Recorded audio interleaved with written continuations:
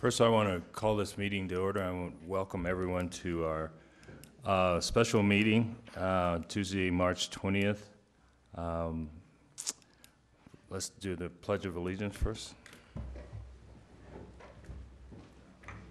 I pledge allegiance to the flag of the United States of America and to the republic for which it stands, one nation, under God, indivisible, with liberty and justice for all.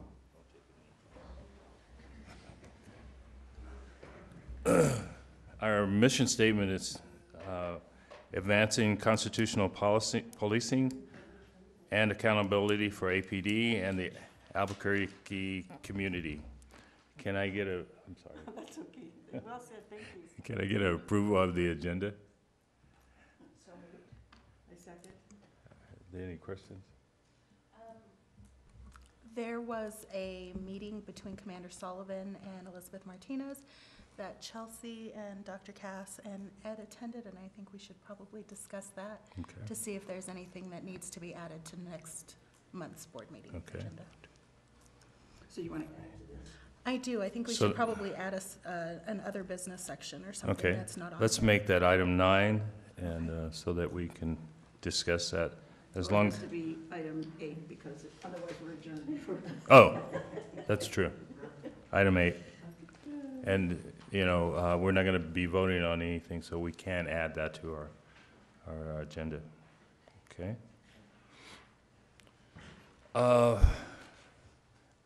Any public comments? Okay. I do want to make a comment. First of all, I want to thank everyone for selecting me as the chair. I will try to do the best I can and try moving this board forward, so thank you again. So, okay.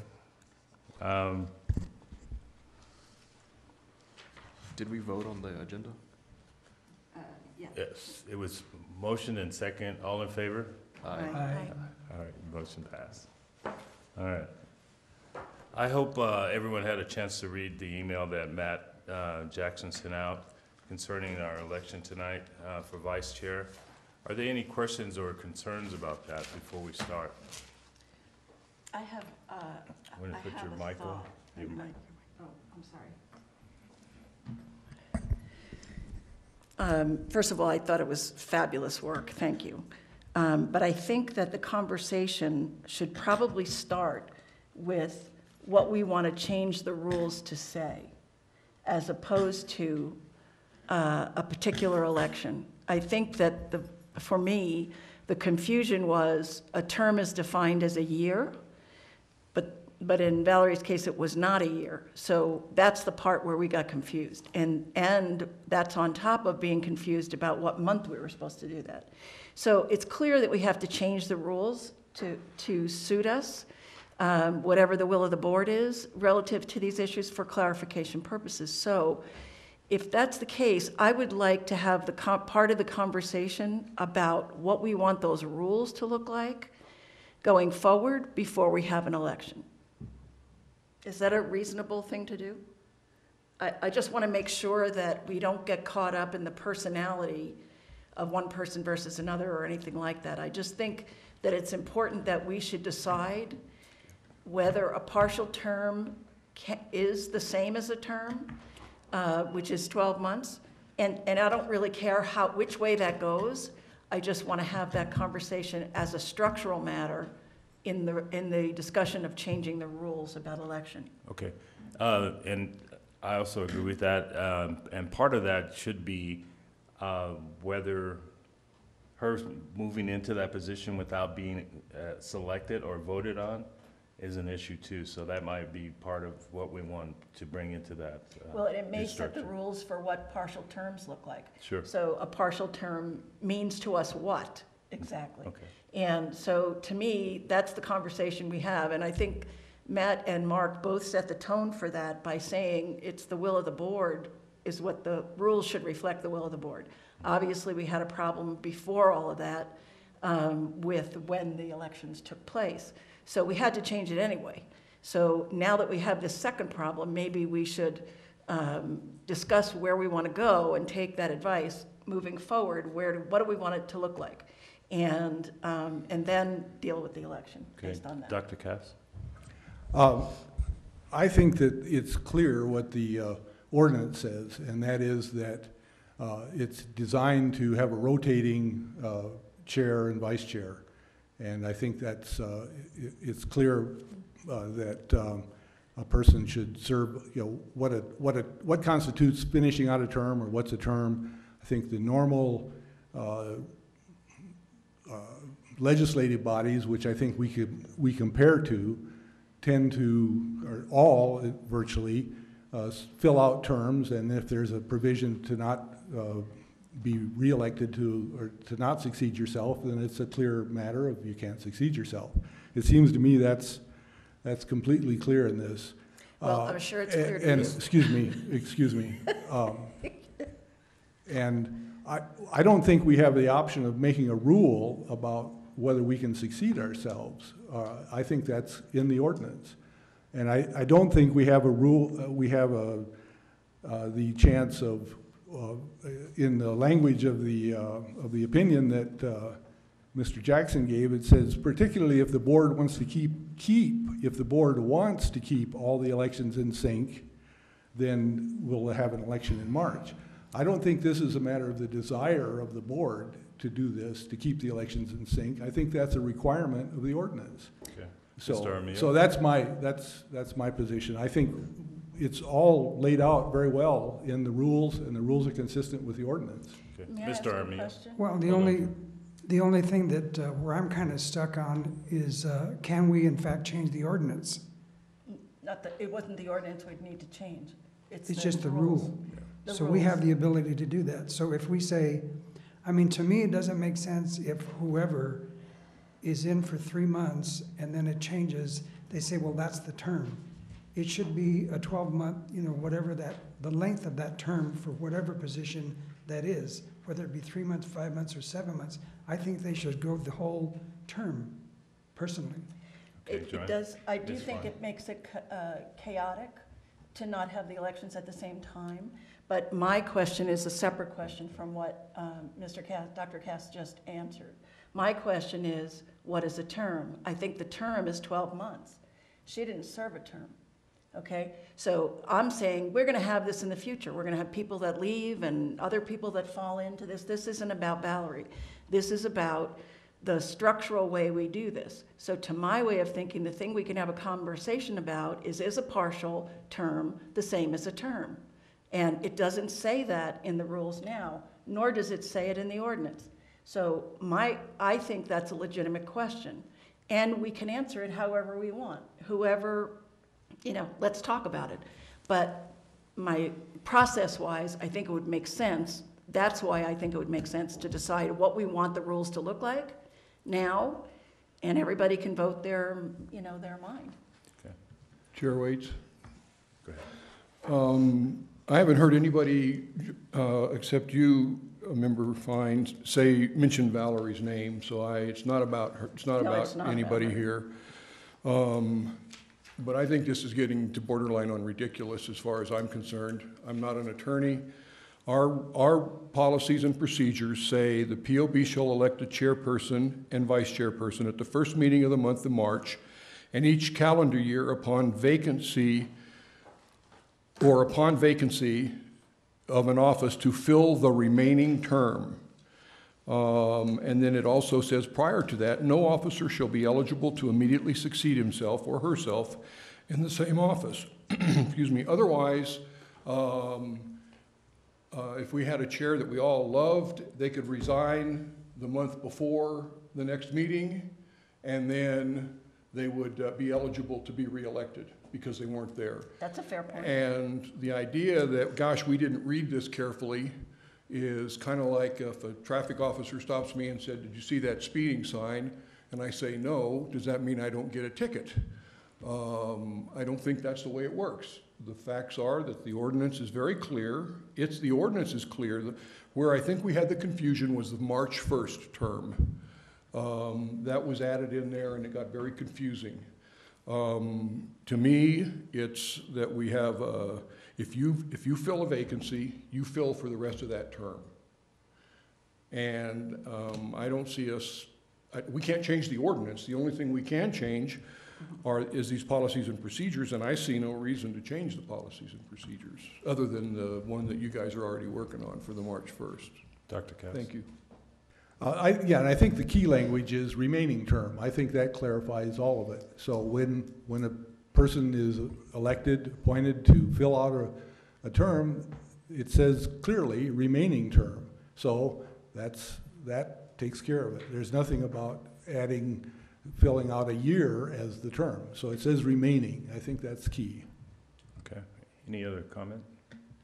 I think what we have on the table is a suggestion to change or rewrite the terms and conditions. Is there To what? yeah, I don't think we can do that tonight. I don't think we can clarify that tonight. I think it's something that's gonna take some time and thought, you know. We can input little small things, but is that what we wanna do tonight? So do you want to have a consensus of the board relative to just exactly what Mr. Larson just said? So that you make a motion that a term, any portion of a term is the same as a term? Well, And that's what we decide? I'm sorry. Well, I May mean- I? Do we need to do that since that's already the language of the? Yeah, of I the think there's room for rules? confusion. I think what we wanna do is add to the language. Is that what you wanna do? So I think that's gonna take another, I thought we were doing both things tonight. That's what I thought we were doing. I thought that's what your email suggested, is that it's the will of the board, and think about it, and we'll talk about it. That's what I thought we were doing. go ahead, man. Chair Waits, Member Fine, we were asked to provide advice on what the ordinance and the policies and procedures require or do not require regarding the election of the vice chair, so that the election of the vice chair could go forth in March at this special meeting with a common understanding as to what the rules of the road are. And what the advice that we've provided is that there is some flexibility here. But as with the election of the chair at the regular meeting, the cleanest way to handle that is not through a disputation over what the rules and the ordinance say, or what they should say, particularly since we didn't notice a rulemaking for this meeting, but through the process of nominating candidates for the vice chair and then electing a candidate for the vice chair. Okay? So that doesn't get us to, the question we have to answer is whether Valerie can run. And it sounds to me like Mr. Larson believes that, and Dr. Cass believes that that should not be the case. So are you making a motion to that effect, sirs? Should we decide that because of, or not about Valerie, but about the definition of term means partial term or full term? It seems to me we have to answer that question because as far as I'm concerned, it's not answered. I hear other people saying it's answered for them. So I'm trying to get a consensus of the board of whether or not I'm in the minority or not. Any other comments?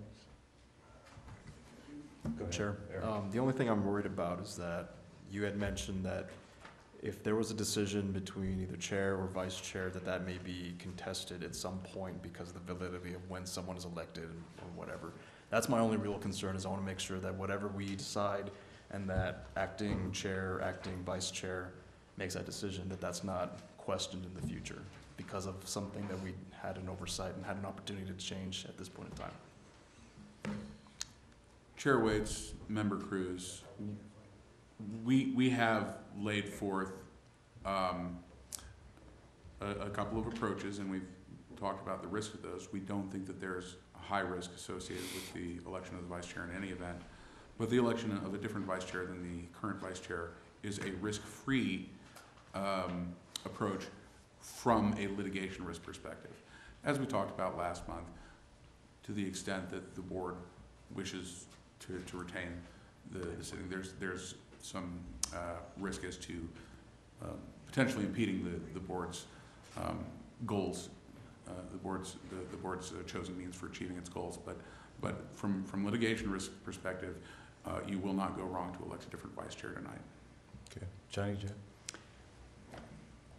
My understanding is the term is 12-month term for a chair and the vice chair, correct? Mm-hmm.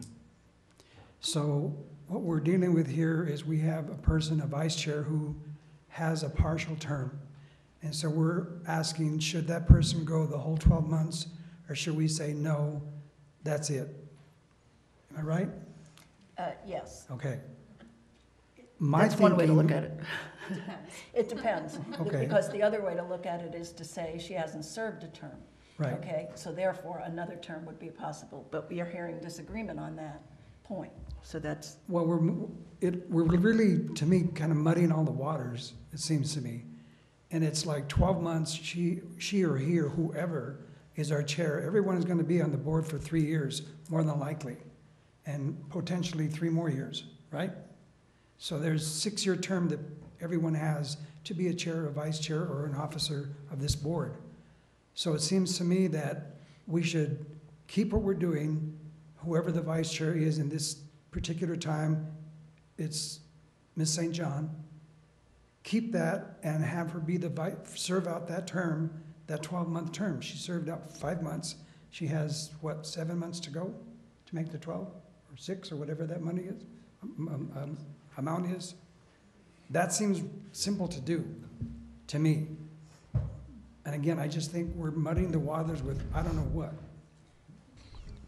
Eric? But then it begs the question, then why are we here? Because we made the decision that we would at least re-elect someone, so we have all the time frame in March, so we can start again with that annual requirement. We have to do something today, is what I was under the impression of. Matt, do you have a comment? Yes, Chair Waits, members Armijo and Cruz.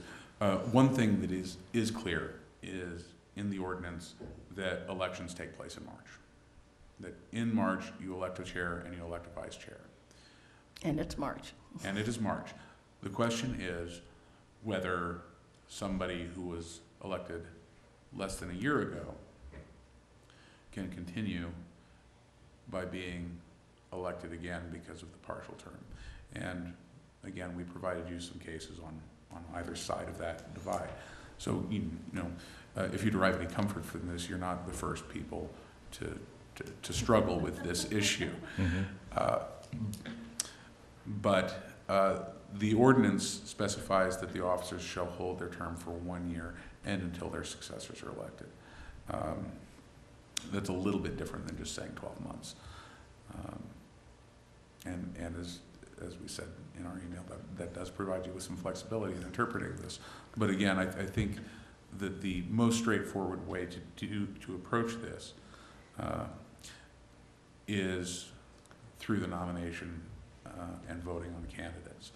The proposed rule change dealing with the March 1st is something that we will have ready for you to approve for notice and comment at the next regular meeting. But That's we're not that's there here. what I was hoping we'd say. Dr. Cass? Hang on. I'm done. Okay. Val? Well, you know, I've heard everybody, and I thank you, Johnny, but I think this is a new day, and we're all moving forward. I think that we should go ahead and vote for another chair, and I'll just run again the following year. Vice chair? Yeah, or maybe chair, you never know. Never know. But let's just start over and, you know, and move forward, because we could spend all night this, you know, and that's fine. But I want to say, Mark, you did a fabulous job on your research. Thank you, sir. Dr. Cass? Yes, I'd like Yeah, to, so basically what I guess I need to do now is withdraw vice, I don't need to withdraw? Okay, No, so, the chair is open. if I can comment, I think you Uh-huh. recognize me, is that right? I applaud your decision. yeah, I that's think fine. I think that is the cleanest way to solve this problem. I think it allows for you next year to run for the office if you so desire, or any office, and I encourage that. But I don't think we should be wasting our resources on this question when you can solve it just like you did, and I applaud you And deciding that way. Thank you. Excuse me. And that's not the point. The point is, and I agree with Ms. Fine, is that we have to rule or make a decision on how we're gonna go forward with this, somewhere down this road. I'm not sure tonight is the night that we do that, but going forward, we have to make a decision on, because this is gonna come up again. Yeah, and I Yeah. understand that, because I think in all fairness, for anybody who serves on the board, you don't say, yes, you're vice chair, Right. and Well- then you don't, so. Well, what's gonna happen if we have a vacancy? Right. Nobody's gonna want to sit there because the next term, I won't be eligible for the next term. So we're gonna have to make that decision, somewhere down this road. I would propose that our lawyers, create something for us that we can approve as a group, and, You mean about the rules? about the rules. About the rules. About the rules. Okay?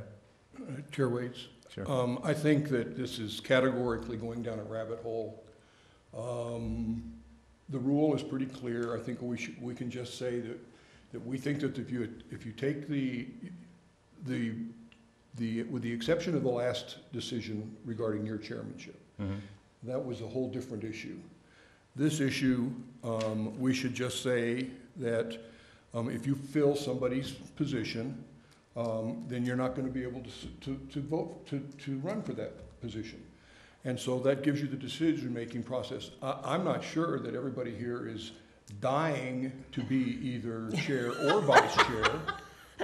So we're not denying anybody their rights or Yeah. their privileges of running for an office. Right. And asking the lawyers to do more work on this, I think is just costing us money, and although I don't want to see Mr. Jackson go hungry, so what I would like to do is perhaps make a motion that we accept the language saying that if you can't succeed yourself in the same office, and that doesn't matter whether you were appointed 1 day or 2 days or a year almost in advance. So we've answered that question, and you can't succeed yourself. And so if the rest of the board, okay, that's my motion, is that we accept the language to mean that you can't succeed yourself once you've taken that office. Okay. And then we need to remind people when there's a vacancy that, oh, hey, if your aspiration is to follow Chairman Waits into the glorious position of being a chair, then don't take the acting chair job if he has to resign for some reason. Okay. I Eric? second that. We have a motion on the floor. My only, Motion and Yeah. second. Is there any comments or questions? my only concern is that it's not written anywhere. It's fine that we make that motion and we have that understanding, but we're talking about the future when we're talking about our replacements. Right. It has to be somewhere in writing, at least for me, to make sure that the future board has the same understanding that we do right now, the same consensus. But it is, right? That It's in he's writing. Is that proposing someone that the- interpretation, is it? No, he's proposing a motion that we change the rules to include that definition in the rules of the. No, it's no. there No? now. I'm sorry. No, it's already there. Well, you'd have to change it. No, I thought you what I'm suggested- saying is that the language in the ordinance and in the policies and procedures say you cannot succeed yourself. We are the ones that raise the question of, well, what if you took this position and it was only a short duration? We've raised that question. Legally, whatever we do, another future board could change, but we can take a vote now saying that to us, that interpretation is that you cannot succeed yourself. If you take a vacant position, you cannot succeed yourself. And that's all that my motion is saying, is that, Okay. that this board at this time, excuse me, believes that's the right thing to do. And I think that Member St. John has graciously agreed with that logic to avoid us having to ask for another legal opinion. Okay. Okay, the So that was motion, my motion, if I need to clarify it, that we just say that the language in the statute and in the policies and procedures say that we serve for 1 year until their successors are elected, but no officer shall be eligible to immediately succeed himself or herself in the same office. Okay. Motion on the floor is that we keep the language as written, okay? And accept that as written, okay? All in favor? Well, Eric, are you okay? Eric's bothered that it's not in the rules, okay? So we could always take that motion, right? When we have the conversation about the rules. It is written. So, Okay. Can I just see them real quick? I just Yeah. want to see what the verb, do you have the rules available? I can just borrow from you. I think that, sure, you can come and look at them. The council has told us that they're in.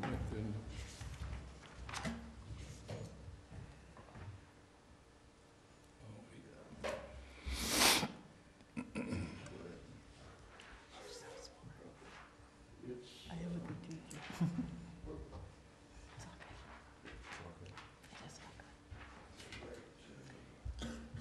You have that, what the page is on?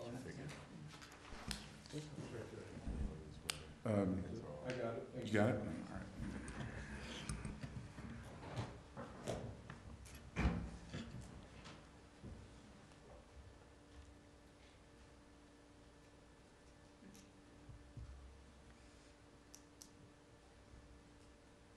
Any other comments while we're waiting? I have one. Go ahead. Chair Waits, I think the motion Why don't you pull your is, mic? I think the motion is actually a lot more simple than anyone has been able to state, and that it's that we give the rule a plain reading and move forward with nominating a new vice chair. All right. We have had a motion. It's been motioned and second. All in favor? Aye. Okay. Ayes have it. All right. I think the ordinance is pretty straightforward. It's clear that that we need to accept it as is. If there are no other questions or comments, I'd like to proceed with nominations. Okay, I'd like to make a comment too. I'd like to go to our attorney, so do you agree with the writing, or is there anything we need to change, or do we need to readdress it in the future? Chair Waits and Member St. John, there is, as we've discussed previously, this problem with the reference to March 1st in the policies and procedures. We need to address that, certainly.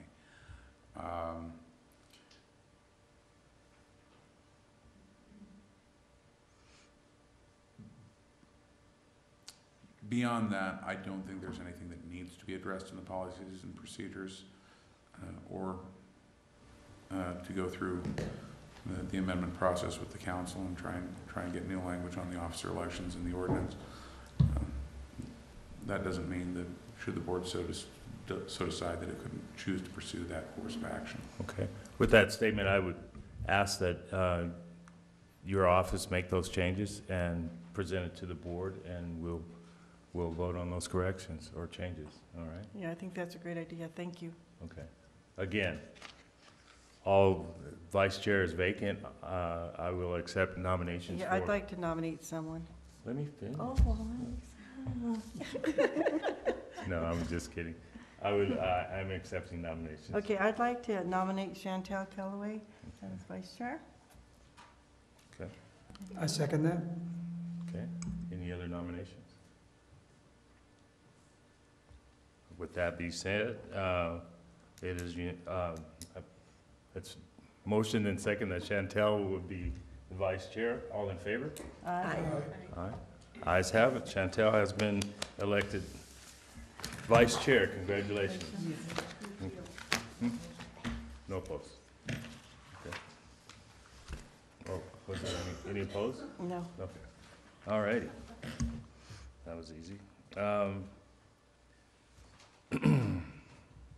Mr. Larson, are we ready to discuss the rescinding of the letter to the chief?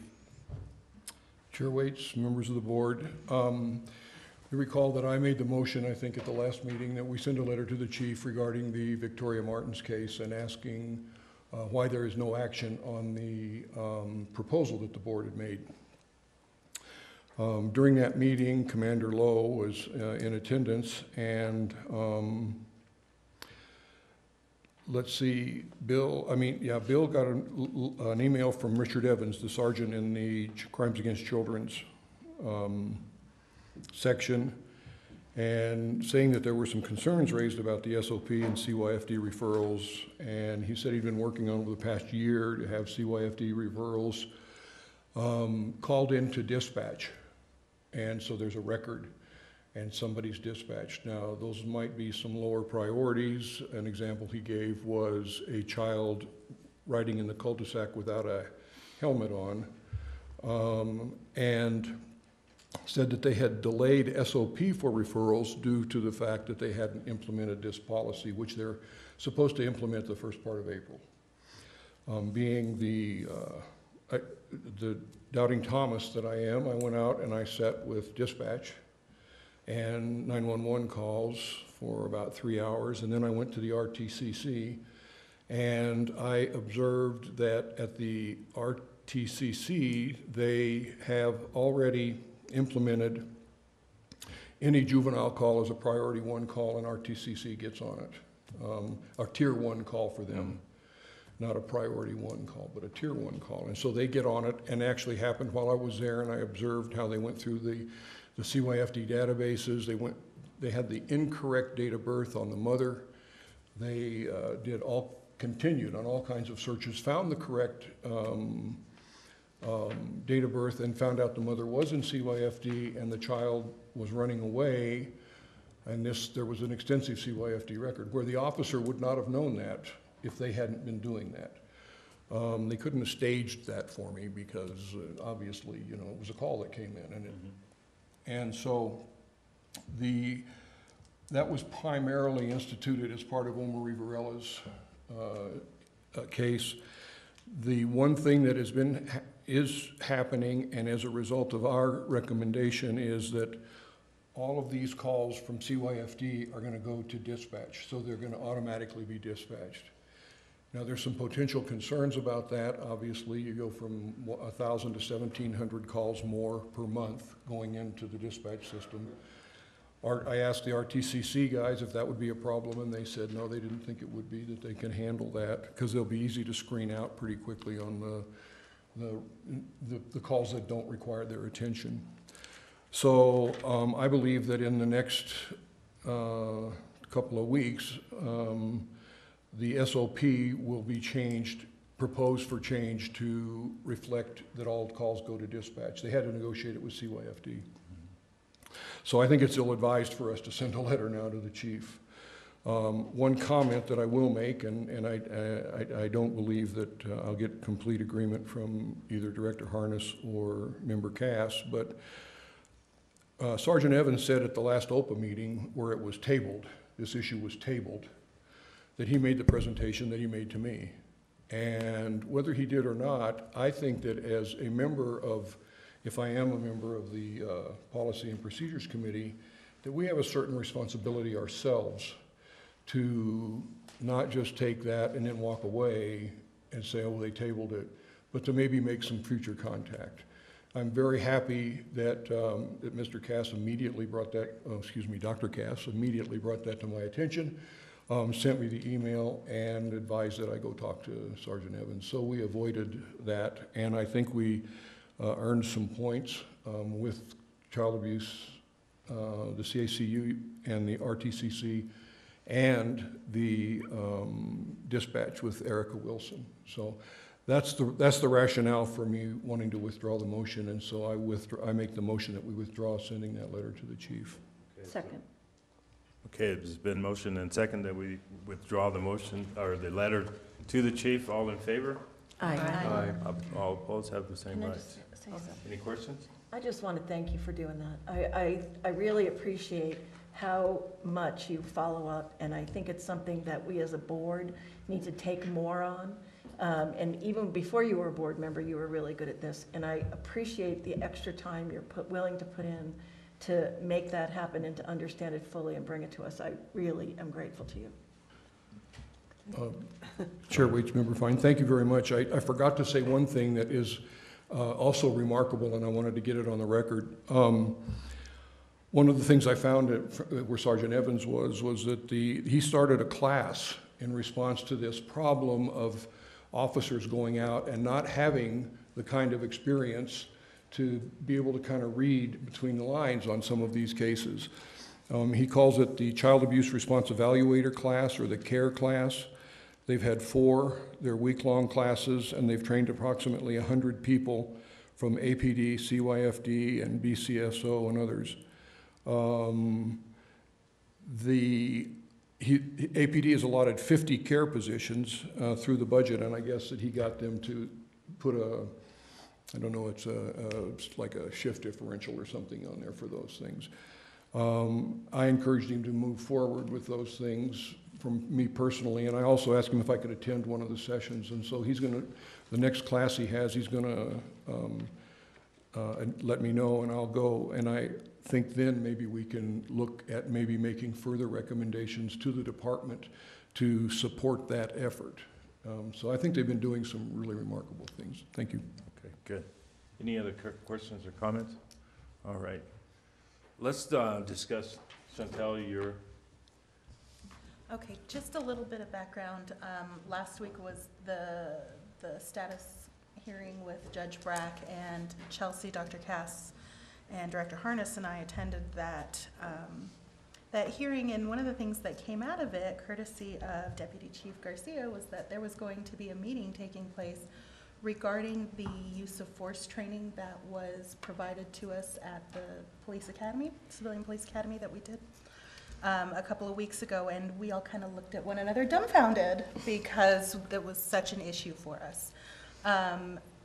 By sheer willpower, I think Ed and Dr. Cass and Chelsea were able to attend that meeting. I haven't followed up really to find out what happened at that meeting, but I did speak with Commander Sullivan, who was there to represent the training academy for APD. So I don't know if there is anything that we need to have on our agenda for next board meeting, but I do think we ought to be pretty sure that we do everything in our power not to be omitted from those types of meetings. Yeah. Did you say that Chelsea and Dr. Cass went to that meeting? They did. Can you tell us what happened? Dr. Cass? Well, first of all, it was at the DOJ, and it was attended by Elizabeth Martinez and Dan Giaquinto from the monitors team, and Paul Killebrew from that side of the house, as well as the people from the POB and CPOA that you mentioned, and then Commander Sullivan, Deputy Chief Garcia, Lieutenant Lowe, I believe, is that right? And one other person, the assistant to that group. Yes, Ms. Gallegos. Ms. Gallegos. And the discussion was around the training that we'd received at the academy, and especially the use of force academy. I can give you my comments, and certainly, Ms. Van Deventer can will have a chance to do hers. But my comments were essentially around contrasting the kind of message that we got from the use of force trainer, and I don't want to, I'll not mention names, and just that'll be my preference, and the reality-based training trainer. And I think the difference was that use of force training, there was a lot of pushback on us as an audience that was different from the normal Citizens Police Academy audience. And as all of us who know, and I think we're in general agreement, the 4 or 5 of us who attended, we found that it was very difficult to communicate our concerns about the way the training had been handled, the use of force training had been handled. I think that was a general observation, and it was essentially, in my view, it was all about accepting the idea that we brought something to to the training, and we had some ideas that might impact on use of force and use of force training. And in my case, I contrasted that with the reality-based trainer who I'd raised a couple of issues with when he mentioned a particular kind of training and people, police trainers, not in Albuquerque, but nationally known trainers who I objected to their techniques after seeing certain documentaries about them. And I approached him actually a little bit during the class, but after the class to the side, and he was very receptive to what I had to say about this particular kind of, this particular trainer. And so I think the contrast was that we could have a discussion in the reality-based training with that trainer about about the merits of the training that was being offered. And we weren't able to have that discussion in the reality-based, or in the use of force training. And I think the response that Commander Sullivan gave to that, those observations was that he was interested in that, and he had watched the videos that were associated with the training, and he shared our concerns, and he was going to continue to do continue to work on this problem. He invited us in general to contact him any time that we had a question about this. So I think there's the way it was handled at that meeting was that they were open to the concerns that we had expressed, and we were given a chance to express those views again. So that's mine. Chelsea, you have a comment? Let's see, but Chair Waits and Member Galloway, I'd have to think on, I do want us to follow up on the issue, and I did make a point at that meeting that I would like, I think there were going to be some supervisory actions concerning the trainer. And I did ask the Deputy Chief Garcia come to a future meeting to report on any developments there. As far as other actions we can take, I'll really have to think about how we might supplement our follow-up to ensure that we don't lose track of the issue. Off the top of my head, I couldn't say. Otherwise, I think the meeting went well. I think everyone there was fairly receptive to the information we were providing. And I don't know if Director Harness might have any thoughts because he was also present. What do you think? Chantel? Chair Waits, Member Galloway.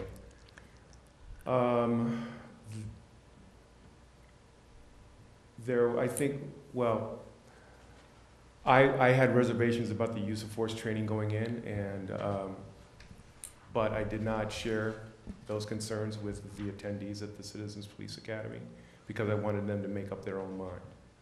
And once we were done with that training, and while we were in its midst, we were in universal agreement that it was confrontational and snarky, and we questioned the content of it as well. So as I told the court, we questioned the content and we also questioned the delivery.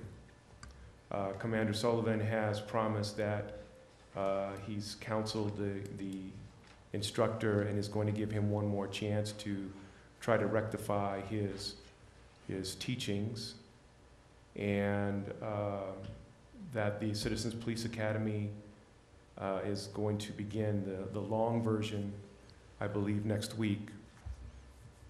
I contacted Commander Sullivan today, and he gave me the dates of the 27th and the 29th as possible use of force training dates, but he said that those were not set in stone yet. In March or? In March. In March. Commander Sullivan's solution, because he didn't feel comfortable removing this trainer yet, was to have standby instructors in case the instructor went off of the rails again, or as he described it, down the rabbit hole. He did alleviate some of our concerns that this instructor does not have that much contact with cadets at the academy that he teaches the more experienced officers for their continuing education. But I found the reaction of the monitor and of Attorney Killebrew from the Department of Justice and Deputy Chief Garcia to be unanimous that this instructor is symptomatic of the change of culture that needs to take place. And if this officer can't change, then he can't continue to instruct because he's fundamentally part of the problem with the lack of change of culture when it comes to use of force. So I think as those dates move closer, I think it would be incumbent upon us to monitor the training as well, and Commander Sullivan committed to coming back and reporting on the training and the changes and what the results were. And I'm sorry if I can just follow up. I want to reiterate what Director Harness was saying. Commander Sullivan was very much aware that this was a problem. He didn't try to beat around the bush. He said to me several times in our phone conversation that the material that was presented was subjective rather than objective. And not only is he going to be training, coaching this trainer and providing backup in case things go wrong, he's also rewriting the content of that training himself so that that will be approved and reflective of the direction that he wants the training academy to go in, and reflective of, you know, the point of this whole endeavor that we are all undertaking. He was very much on board with coming in and reporting back to the board how that training went. And I think that in my conversation with Director Harness this morning, his suggestion was that one of us go and participate in this civilian police academy that's coming up, the use of force training, to see how it was. And I am happy to do that myself. If anybody else wants to join me, I think that's important as well. But to Chelsea, to your point, it's not so much follow up on this particular event, because I think that that's going to happen, even if it's just me. I think it's the idea in general that we would be left out of those types of discussions when there is such a problem observed within the police department. We need to be at the table at those discussions, I feel. I think that's exactly why we're here. I agree. May I Ms. ask- Fine? I just wanted to ask a clarifying question from your original point, which is just the point you made again. And that is that it sounded like that at the courthouse, I just want to make sure I'm hearing this right, it was happenstance that you knew this meeting was happening, which is in and of itself a problem. Not only for the reason you say, but because we're supposedly hit the reset button. And so it's really important that it not be happenstance, but purposeful, that we be at the table in those. And I'm going to choose to believe that that was, you know, just an oversight and not a deliberate attempt to keep us out of But that. we've had 3 years of those kind of oversights with other people. But that's exactly the point, is that we need to decide who it is that we need to be knocking on the door of to say this can't happen. Whether that is Deputy Chief Garcia himself that keeps us, you know, you're going to make a phone call to the Department of Justice, the very next call is to somebody on the POB, or to Director Harness or somebody, to keep us in the loop of what's going on. Okay. I agree with you wholeheartedly. What I'll do is extend an invitation to Officer Sullivan to comment at our next meeting on that, Commander, and hopefully we can emphasize, you know, the need to be at the table with them. Okay. Chair Waits. If I might put some context into the question about how the meeting was formulated. The original meeting that was being cobbled together there very quickly at the courthouse was in reaction to the use of the electronic control weapon and what areas should be targeted, and whether or not the department was using the taser in accordance with the user's manual. That was the meeting that was going to be cobbled together and done that morning. However, they could not get all of those people together. So therefore, when they could not do that, they did contact me, and and I then did reach out to board members to see whether or not we could then do another meeting while we had the availability of the attorney from the DOJ and the attorney from the monitoring team, because that morning meeting wasn't going to happen. They thought, well, then let's try to use this time for the POB's concerns about the use of force.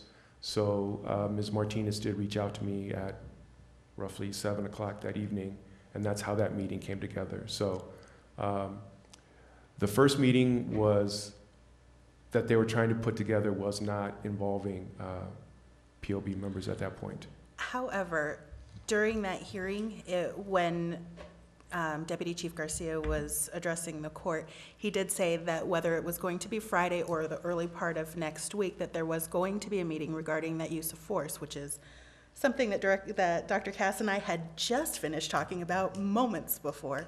And so I think that we still would not have necessarily been a part of that meeting had we not heard that comment. Dr. Cass?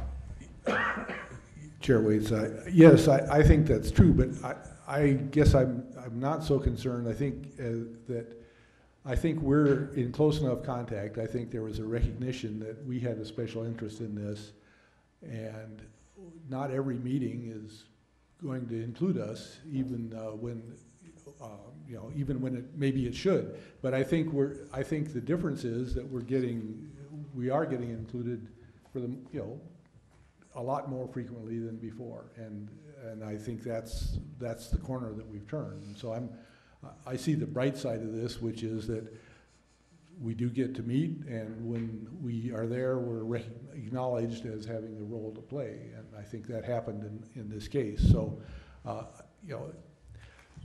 the DOJ and APD can call their meetings and invite who they please, and hopefully they'll invite us when it's appropriate, and I think we can make it known that we want to attend this.